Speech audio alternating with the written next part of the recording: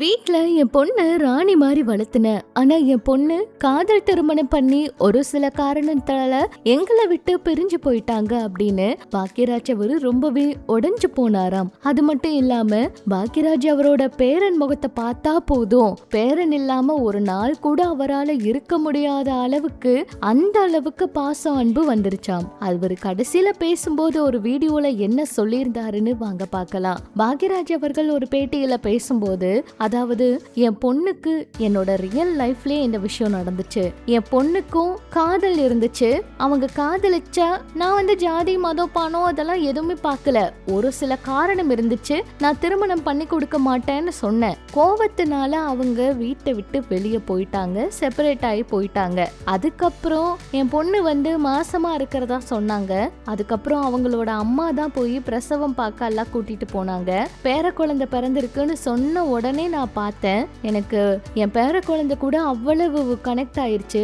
நான் இல்லைன்னா அவ இருக்க மாட்டா, அவ இல்லைன்னா நான் இருக்க மாட்டேன். அவ்வளவு பாசம் எங்களுக்குள்ள இருந்துச்சு. பொண்ணையே நாங்க மகாராணி மாதிரி வளர்த்திருந்தோம். அவ கஷ்டப்படுறது எங்களால தாங்கிக்க முடியாம இருந்துச்சு.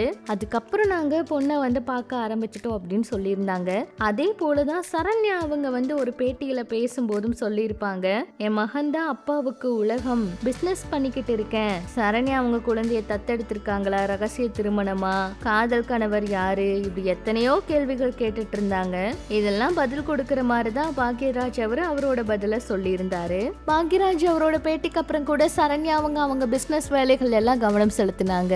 இப்ப சரண்யா பாக்யராஜ் அவங்களுடைய இறப்புக்கு ரொம்ப வாடிய முகத்தோட அம்மாவோட கார்ல இறங்கி இருக்காங்க.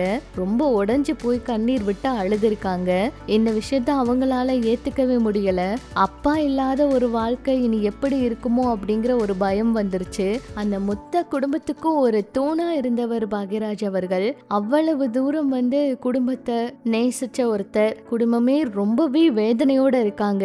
சாந்தனு அவரு ரொம்பவே கண்ணீர் விட்டு அழுத வீடியோக்கள் எல்லாம் பார்க்க முடிஞ்சது. சமூக வலைதளங்கள்ல பரவுற வீடியோக்களை பார்த்த நிறைய பேர் அவங்களுக்கு கொஞ்சம் பிரைவசி கொடுங்கன்னு ராதிகா அவங்க சொன்ன விஷயத்த பதிவிட்டு இருக்காங்க. பாக்யராஜ் அவர்கள் ரொம்ப நல்ல மனிதர், அவரை இழந்துட்டோன்னு ரசிகர்கள் ரொம்ப வேதனையில இருக்காங்க. இப்பதான் பாரதி ராஜா அவரோட இறப்பு எல்லாருக்கும் வேதனையை கொடுத்துச்சு.